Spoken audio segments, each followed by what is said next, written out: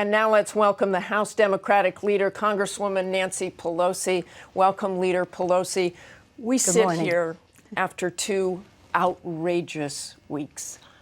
I know you can blame Republicans for this, but Americans look at what happened, most of them, with disgust. They blame all of Congress. What responsibility do you bear to move Washington forward, to change the mood in Washington, to make the American people proud again? Well, I join the American people in their disgust at what happened in terms of the shutdown of government. It's an unthinkable tactic to use in the political debate. But I will say that I'm very, very proud of my House Democrats and the Senate Democrats as well. In September, we said to the Speaker, we don't like the number that you have put forth, but we will give you 100% of the Democratic votes in order for you to bring it to the floor and pass it, no matter what the votes are on your side. We think that will produce a majority. And they stood there before the shutdown, and then almost every day after, on the steps of the Capitol, signing letters and signing petitions to say, bring it to the floor, bring it to the floor. We don't like the bill. We think it's too low a number, but nonetheless, it is the number. The President accepted their number. The Senate accepted their number. The House Democrats accepted. The only people who did not accept the Republican budget number were the Republican House members, and that is But let's look forward. How yeah, we go forward. Tone? Well, and President Obama even said this week that he wants the tone change, and yet you were saying things like the Republicans are throwing temper tantrums. They're reckless. How does that move things forward? Well, the fact is that it's really important for the American people to have transparency on this. All of this was then. It wasn't 2 weeks. It was 2 weeks and 2 days. And that's a very big, again, every single day was a hardship. And the cost of it cost our economy, according to Standard & Poor's, $25 billion. But you haven't told me what you'll do differently or why something will be different. If I may, Martha, I'm predicating it on we cannot go into a data-free zone. We have to stipulate to a certain set of facts that a shutdown was a bad thing all around. And again, everybody looks bad when something like this happens. So I'm not saying we all came out. I agree with the President. There are no winners in this because the American people had to lose $25 billion in our economy. So either the Republicans didn't know or didn't care about those consequences. I believe they do care. So we have to have facts as we go forward. We have to have common sense as we go forward.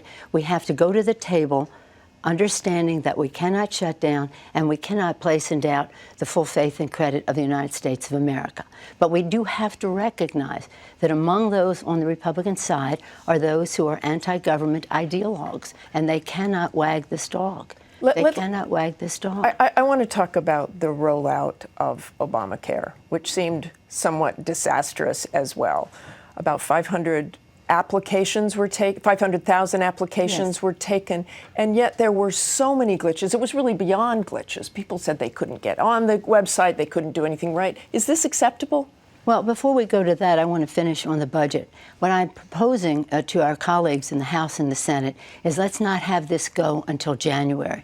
Let us try to figure out until Thanksgiving, the end of November. Let's engineer back from there, go to the table, respectful of the fact that this will have to be a compromise, not of principle, but of you think that's possible, that they'll actually do it before the holidays? Because in terms of our economy, confidence of consumer confidence in the markets as we go to the end of the year, we don't need this. It's not necessary. Everybody knows the debate. I need you quickly to comment on the Obamacare. Is now, that acceptable? As far as the Affordable Care Act, as I call it, the fact is that, yes, what has happened is unacceptable in terms of the glitches. They were overwhelmed to begin with. There's much that needs to be done to correct the situation.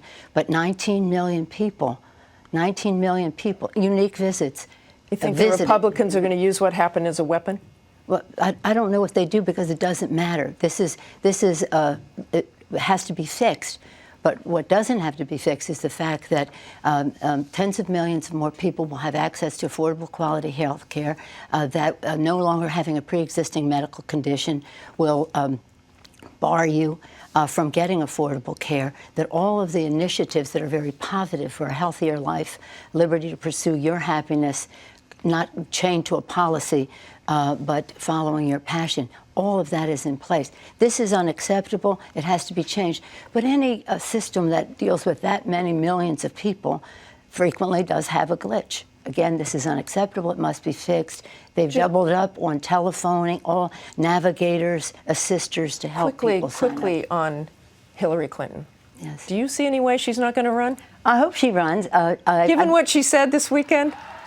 No, I was on a plane going home and coming back. I saw that she appeared in Virginia, and that for Terry McAuliffe. First political comments in 4 years. She's got to run, right? Well, Don't you think? Let me say, if Hillary Clinton does run, she'll be one of the best prepared people, and she will win, I believe, if she runs. She'll be one of the best prepared people to enter the White House in a long time. She would be a great president. It would be a very thrilling thing for our country. She happens to be a woman, but she's first and foremost extremely qualified. And finally, if you will, a few quick thoughts on the passing of former Speaker of the House Tom Foley, who died at age 84 on Friday. What lessons can you learn? What lessons can the country learn from him? Well, Tom Foley was a statesman, and it was a privilege to serve under him when he was the Speaker of the House. He loved our country. He was a gentleman. I had the privilege of seeing him a couple of days before he passed away. I feel very honored that his wife, Heather, allowed that, and I sent her my condolences. That same day, we also lost Bill Young, a revered member of Congress, a Republican. He was my chairman on appropriations. I send my condolences to Beverly as well. We'll have a little bit more on them both later. Thanks so much for joining us, Leader Pelosi.